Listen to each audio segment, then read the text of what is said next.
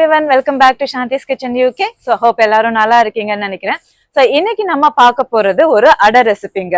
So protein ரிச்சான இந்த அடை நான் சொல்ற ப்ரொபோர்ஷனோட அரிசியும் பருப்பும் சேர்த்து நீங்க பண்றப்போ நீங்க நைட்ல சாப்பிட்டா கூட நீங்க அது வந்துட்டு உங்களுக்கு ஹெவியாவே இருக்காது. அதுக்கு நான் சேர்க்கிற அந்த மசாலாவும் நீங்க சேர்த்து பண்றப்போ கண்டிப்பா அடை வந்துட்டு ஹெவியா இருக்காது. ஸோ அதே மாதிரி இந்த அடை வந்துட்டு நல்ல கிறிஸ்பியாவும் அதே டைம் நல்ல சாஃப்டாவும் வர்றதுக்கு என்னுடைய சீக்ரெட் இன்கிரீடியன்ட் நான் சேர்த்திருக்கிறேன். அது என்ன இன்கிரீடியன்ட் நான் வந்துட்டு செய்யறப்ப நான் உங்களுக்கு சொல்றேன். கண்டிப்பா இந்த அடையை நீங்க செஞ்சு பாருங்க, உங்களுக்கு ரொம்பவே பிடிக்கும். ஸோ அந்த அடை எப்படி பண்ணலாம்னு சொல்லி பார்க்கலாம் வாங்க. டேஸ்டியான ப்ரோட்டீன் ரிச் அடை பண்றதுக்கு 1 கப்பு இட்லி அரிசியும் 1 கப்பு பச்சரிசியும் எடுத்திருக்கிறேன். இப்போ பருப்புல 3/4 கப்பு கடலைப்பருப்பு, 3/4 கப்பு துவரம்பருப்பு, 1/4 கப்பு பாசிப்பருப்பு. இப்போ எல்லாத்தையும் ஒன்னா ஒரு பாத்திரத்துல போட்டு ஊற வச்சிடலாம். அரிசியும் பருப்பும் தனியா ஊற வைக்கணும். ஸோ ரெண்டும் தனித்தனியாவே ஒரு 2 to 3 hours ஊற வச்சிடலாம்.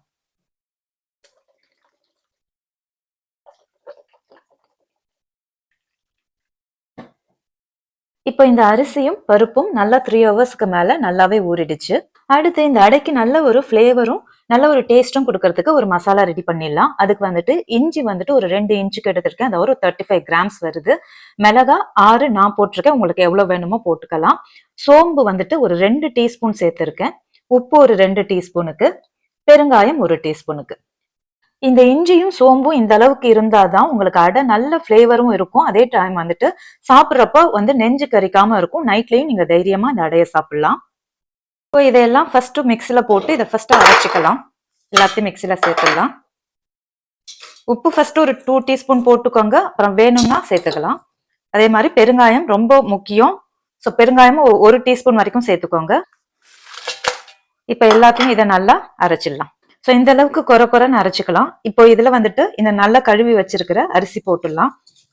ஸோ ரொம்ப தண்ணி சேர்க்க வேண்டாம், அரைப்படுற அளவுக்கு சேர்த்தா போரும் தண்ணி. ஸோ ரொம்ப நைஸா அரைக்க கூடாது, இது கொரன்னு தான் அரைச்சிக்கணும். இதுவும் ஒரு ரவா பதத்துல அரைச்சிக்கணும். அரைச்சிட்டு காமிக்கிறேன். ஸோ இந்த அளவுக்கு தண்ணியா இருந்தா ஓகே தான். ஸோ இந்த அளவுக்கு அரைச்சிக்கோங்க. ஸோ ரொம்ப நைஸா அரைக்கல, இப்போ பார்த்தா தெரியும் கொஞ்சம் கொரன்னு தான் அரைச்சிருக்கிறேன். அடுத்து பருப்பு அரைச்சிடலாம். பருப்பும் நைஸா அரைச்சிடக்கூடாது, அது சுத்துற அளவுக்கு மட்டும் தண்ணி ஊத்திக்கங்க போறோம். இப்போ பருப்பும் பார்க்கலாம், ஓரளவுக்கு ஒரு 80% தான் அரைச்சிருக்கேன் நான், ஃபுல்லா அரைக்கல. அதே மாதிரி இந்த திக்னஸும் இந்த அளவுக்கு திக்னஸ் இருக்கணும். ஸோ எல்லாத்தையும் இப்போ ஒண்ணு சேர்த்துடலாம். இதுல அரிசியும் பருப்பும் தனித்தனியா ஊற வச்சு தனித்தனியா தான் அரைக்கணும், ஒன்னா ஊற வச்சு அரைச்சிடாதீங்க.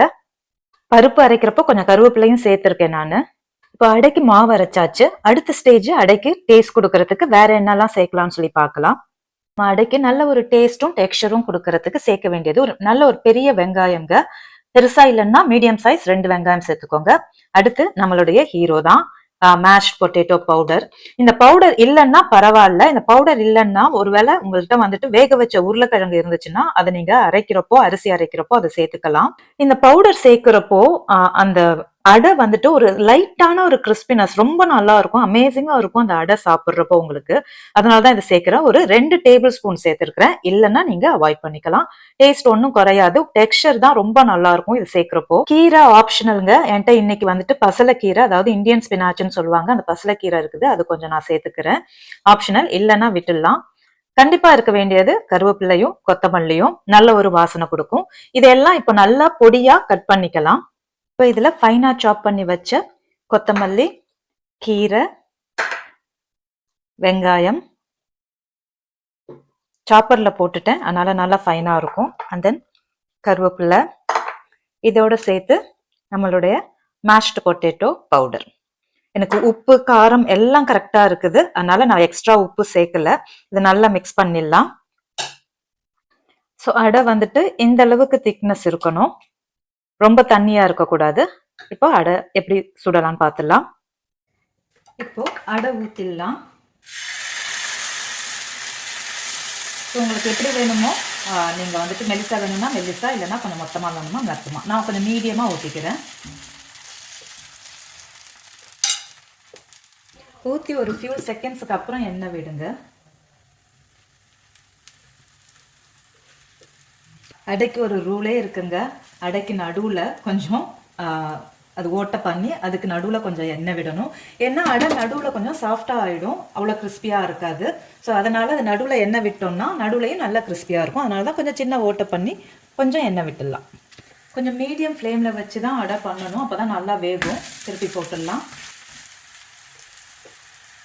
இப்போ நெக்ஸ்ட் சைடும் திருப்பி போட்டுடலாம். ஸோ நல்லாவே ஆயிடுச்சு.